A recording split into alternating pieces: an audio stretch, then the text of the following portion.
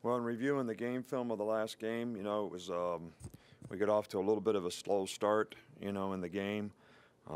Just didn't seem to have the energy, especially offensively, to pay attention to detail and get the kind of execution we needed against a very good defensive team that really did everything they could to shut off the inside run. And we made some adjustments at halftime and played a lot better in the second half and made some big explosive plays that made a big difference in the game. Defensively, we did a good job of affecting the quarterback and played well in the red zone, and that was probably the difference in the game.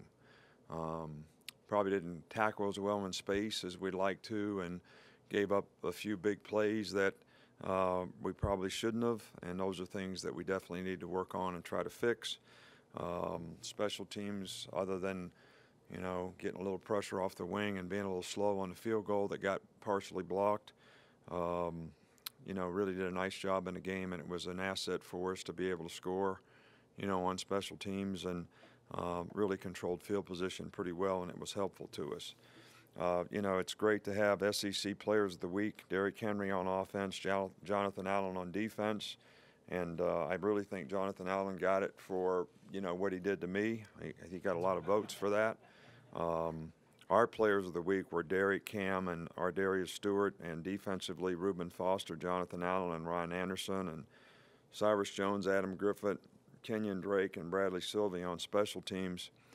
From an injury standpoint, Kenyon is surgery went good, and he'll probably be a couple weeks, and then it'll be how functional can he be at his position with what he has. And Minka's day to day, but probably it's a little stretched to think he's going to be able to practice enough this week to be able to play in this game. It's senior day. It's last game for a lot of our seniors who have had a great career here and contributed and had a lot of success. And I certainly hope that our fans show the kind of appreciation that we all should have for what these guys have, what their sort of hard work, blood, sweat, and tears has contributed to the program, over the last 4 or 5 years. And a lot of good people, a lot of very successful guys, guys that are going to be successful in life, and they've been great ambassadors for the University of Alabama in this program, and we're just very thankful to them for what they've contributed.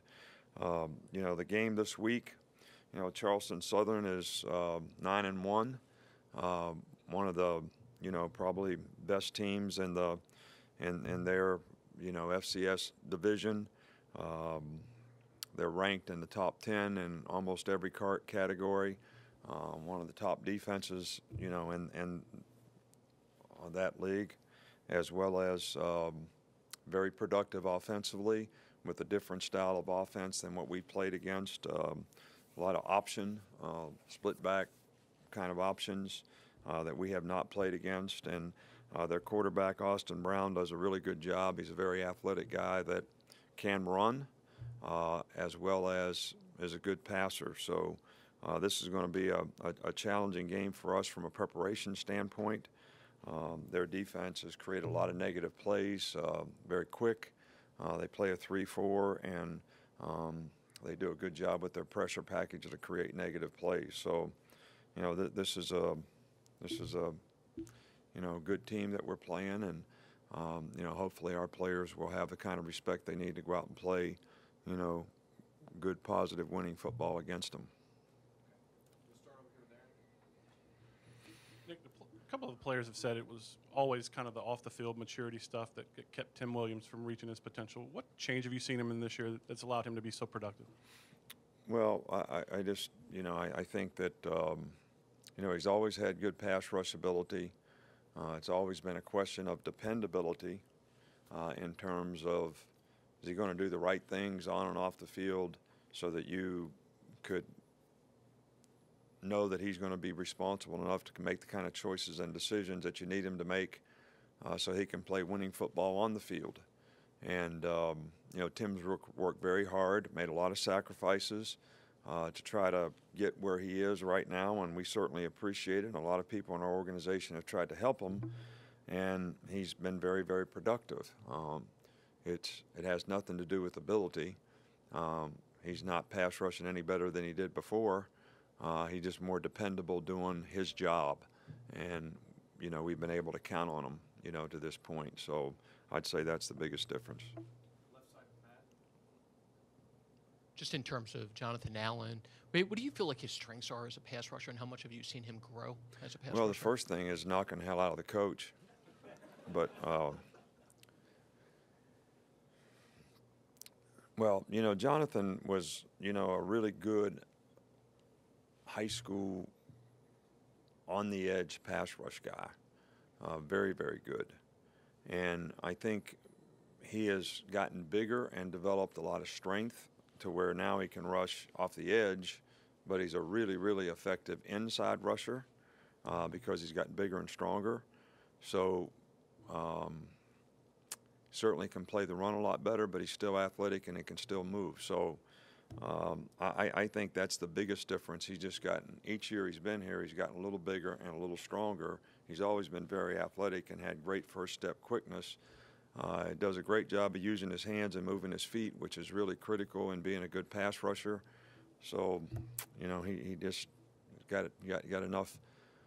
He's got enough pop now to turn speed to power on people, as well as enough quickness to get by them. So that usually is the combination that makes a really good pass rusher. With Minka going down, what did you see from Tony Brown when he came in at that position, and also how's he improved throughout the season? Well, I think both guys did a good job when they went in there. He and Mo, Maurice Smith have kind of, gone back and forth as to who the next guy that plays. In the game before, Mo went in the game, and we have a lot of confidence in him. But Tony had a better week in practice, and, they were in empty a lot, and he did a good job in the game. He got his hands on a couple balls, could have had an interception. He did a good job. So we're going to need, we'll end up playing, not nickel all the time in this game because of the formations and so forth that they do. But we'll see how he and Mo compete this week in practice and decide which one plays in the game. I'm sure we'll talk to some senior players this week. And invariably, they always say how fast it goes. All of a sudden, here's their last home game. How fast does it go for you? That all of a sudden Reggie Ragland's last game and Ryan Kelly and that kind of thing. Well, I gave a little speech about time on my radio show the other day, but, you can't buy it, you can't stop it, you can't bottle it. You just got to do the best you can with it, I guess, and try to make every day count. But I look at some of the guys that are seniors on our team, and I'm saying, man, I just went in that guy's house, seems like 2 weeks ago. All right, and the guy's now graduated, played for 4 years, and, is ready to graduate and move on and maybe have a career at the next level. So it goes by fast for me, too. I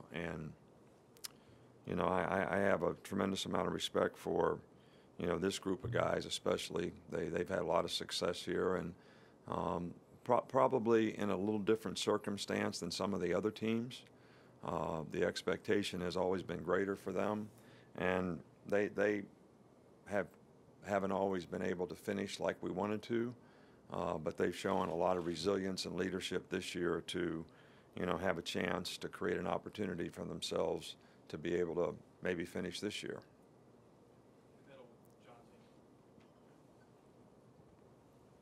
You guys have had a number of explosive plays, offense, defense, special teams this year. How much of an impact has that made on maybe changing the tone or setting the tone in some close games? Well, I think in close games it's always, turnovers and explosive plays, usually have a huge impact, and I don't think it's been any different, in this game, this year, but especially in this last game, because, we didn't have the kind of consistent long drives to score points. I think one drive produced a field goal, and everything else was an explosive play. So where they had the ball and they drove it and didn't score. So it's always important to be able to make big plays. It changes field position, and usually ends up hard to score if you don't make some big plays somewhere along the way. So it was good that we made some. We'd like to see us make more. I think there's more out there for us to make if we would execute with a little better consistency.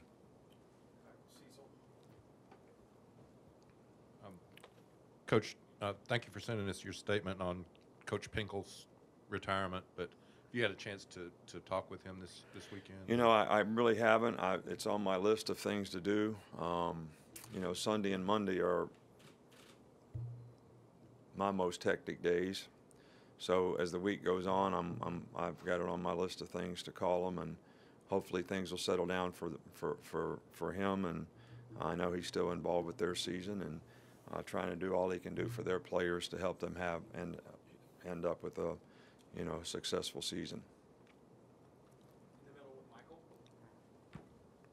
How involved are you in the process of scheduling some of these non-conference games? And if so, what do you look for? What do you try to find in an opponent?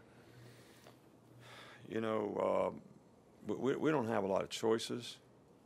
You know, it's not like going to a restaurant and getting a menu and say, okay, we can play these 24 different teams. Which one do you want to play? You know, most of the time we're bargaining and begging to get anybody to play us. And so we don't always have a lot of choice.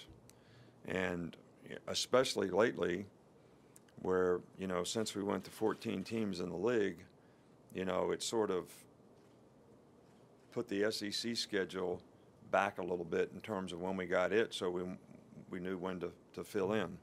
So those things have been challenges for us in scheduling. And, you know, we're going to continue to do the best we can to try to get the best opponents, but we always don't have a lot of choice. Yeah, Coach, speaking 2011, you guys played Georgia Southern. Obviously, they were an option team. How similar is Charleston Southern to Georgia Southern in terms of how they run the option? You know, there are some similarities. You know, it's not totally the same, but it's still option football. You know, Georgia Southern basically ran more Georgia Tech style, you know, offense. This team is a little bit more, which is more like three-back, which they have some of, but they do it mostly with two backs in the backfield and multiple formations, which create adjustment issues to be able to stay sound on the option. But there are some similarities in the plays that they run and the way they run the plays. Obviously, Saturday was kind of a unique game, but have you been surprised by the defensive fronts, you know, just sheer attacking, pass rush? Has anything about what they've done this year surprised you? No, I thought that was going to be the strength of our team, you know, sort of gone in, and, you know, every one of those guys has gotten better, which I think, you know, is a tribute to their work ethic, but also, you know, Coach Bo Davis has done a nice job with them. You know, the guys, some of them got lighter and are quicker. And some other guys have developed and been able to play, you know, more significant roles. And I think the diversity, you know, that we have in players is very helpful. And the fact that we have really good depth, you know, is really a luxury to be able to roll in as many players as we roll in and, you know, not really lose a lot, especially in these teams that, you know, we played 87 plays in the last game, and, you know, if we couldn't roll guys in, it would be tough to finish at the end of the game, especially when they're passing the ball just about every down. So I'm pleased with the way the guys have played, and they've played pretty well against whatever we faced.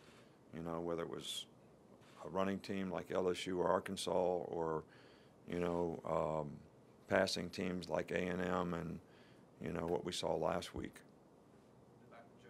Coach, kind of along that same line, just in terms of the sheer number of sacks this season, how much do you think the emergence of the secondary has played a role in that? Maybe just buying the line an extra half second to get to the quarterback? Well, I think it's a combination of things, though. I think we're making the ball come out quicker. I think that's probably has something to do with the interceptions. You know, we do a chart not only on sacks, but quarterback pressures, as well as batted balls. And those two things have been, you know, very good in terms of what the defensive line has been able to do as well. So they've been able to consistently make the quarterback uncomfortable and affect the way the guys played. And I think that helps in the secondary when the quarterback's not feeling like I can get in a rhythm, I got time, I can stand back here, wait for guys to come open, and all that kind of stuff. So I think that has been very helpful to the coverage, but I also think we've had pretty good coverage at times where the guy just can't get the ball out quick, and that's probably helped some of the pressures as well. So, Nick, you've talked before just about different things that you've incorporated in practice as far as like turnovers and stuff in terms of creating more turnovers and protecting against turnovers on offense. Is there anything different that you've done in terms of creating the pass rush that you guys have developed this year? Is there anything different that you guys did leading up to this season? Not really. Not really. I mean, you know, it's about the players. They've all gotten better. They got a better understanding of it. We got a lot of experienced guys playing up front. And, you know, the one thing that I notice on our team is the older, more experienced guys improve, sustain performance better, as well as learn from the mistakes that they make, which allows them to improve. And the younger guys on the team have a harder time sustaining. They have a harder time when things don't go well for them. It's frustrating to them. You know, so that's a very mature group. You know, Deron Payne is the only real young guy that's, you know, playing a significant role. And there's some really good leadership in the group. So they brought him along, and he has played with a lot of maturity for a freshman. With Kenyon going out, just how much of a role does that create for Damian and also Bo, and how have you seen those two progress through their freshman year? Well, both guys are going to have to play a role. There's no question about that. But again, you know, they're young guys, so are they going to step up to the challenge and compete and show the maturity you need to get ready to play a game? I think, and play it well and do it on a consistent basis. That's the challenge for all young guys. We've had a couple do a great job of that. Minka's done a really good job of that. You know, Calvin Ridley's done a good job of that. You know, so, but sustaining the standard, you know, sustaining the standard. You know, nobody's entitled, you know, to anything. You got to earn it. And I think those guys are very capable, and we certainly need them to come through for us right now after losing Kenyon, and I think they're both very capable of doing that. Thank you.